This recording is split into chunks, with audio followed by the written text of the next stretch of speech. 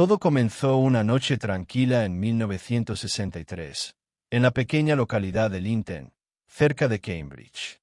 Matthew Manning tenía apenas 11 años cuando las paredes de su casa familiar comenzaron a emitir golpes secos, como si algo invisible llamara desde dentro.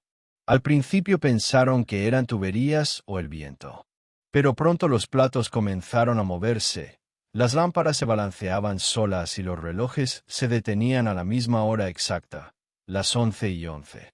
Lo que parecía una travesura doméstica se transformó en un fenómeno. En cuestión de semanas, objetos pesados se deslizaban por el suelo, las sillas se arrastraban sin contacto y los cuadros se caían, pero nunca se rompían. Su familia, aterrorizada, llamó a sacerdotes, médiums y finalmente a investigadores paranormales. Fue entonces cuando alguien se dio cuenta de que todo ocurría solo cuando Matthew estaba presente. Una noche, el niño despertó para encontrar algo imposible. En la pared de su habitación habían aparecido firmas y mensajes escritos en tinta negra. Fechas antiguas, nombres de personas fallecidas hacía siglos, incluso frases en francés y latín. Cada día, nuevas inscripciones cubrían más y más superficie, como si una fuerza invisible usara su habitación como lienzo. Matthew juró que no sabía de dónde venían. Los medios británicos se hicieron eco del caso. El niño poltergeist de Cambridge, titularon. Científicos del Trinity College acudieron para observar el fenómeno, convencidos de que hallarían una explicación racional. No la encontraron. Las firmas coincidían con nombres de antiguos habitantes de la región, algunos de los cuales ni siquiera constaban en registros públicos accesibles para un niño de su edad. Cuando Matthew cumplió 14 años, los fenómenos se intensificaron. Durante una sesión en su dormitorio, una lámpara comenzó a girar violentamente sobre su eje. En ese momento, Matthew entró en una especie de trance, y sin saber cómo, dibujó un retrato a lápiz de Rembrandt con una precisión increíble. Era una copia exacta de un autorretrato del siglo XVII que nunca había visto antes. Expertos en arte confirmaron que el trazo y la técnica eran imposibles para un adolescente sin formación. A partir de entonces, el joven comenzó a desarrollar otras habilidades. En presencia de médicos y observadores, doblaba cucharas de metal sin tocarlas, simplemente concentrándose. En otra ocasión, logró detener un reloj de pared durante varios minutos con la mirada fija. En los años siguientes, participó en experimentos controlados donde su actividad cerebral, medida con sensores, mostraba ondas distintas a las normales. Una especie de frecuencia entre el sueño y la vigilia. Pero lo más asombroso estaba por venir.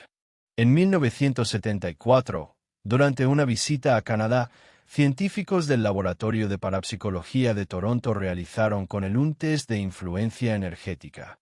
Colocaron un frasco sellado con células cancerígenas bajo una cámara térmica. Matthew extendió la mano a distancia. En minutos, la temperatura del frasco se elevó sin fuente externa de calor. Al analizar las células después del experimento, algunos investigadores aseguraron haber detectado una reducción significativa en su crecimiento.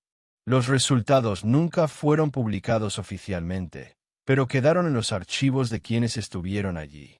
Su fama se disparó.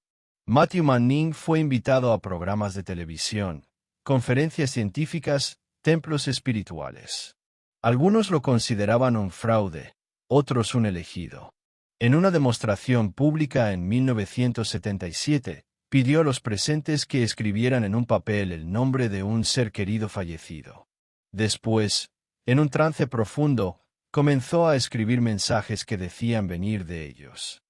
Uno de los asistentes, una mujer mayor, rompió en llanto al ver una nota firmada con la letra exacta de su esposo, muerto 15 años atrás. Con el tiempo, Matthew dejó atrás las demostraciones espectaculares para centrarse en la sanación energética. Dijo haber aprendido a canalizar una fuerza que no era suya. Todos somos parte de una misma corriente de energía.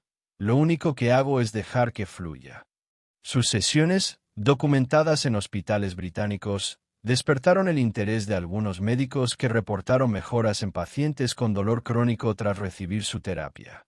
Hoy, Matthew Manning sigue siendo una figura enigmática. Sus detractores lo acusan de sugestión psicológica, de espectáculo. Pero nadie ha podido explicar del todo los episodios que marcaron su juventud.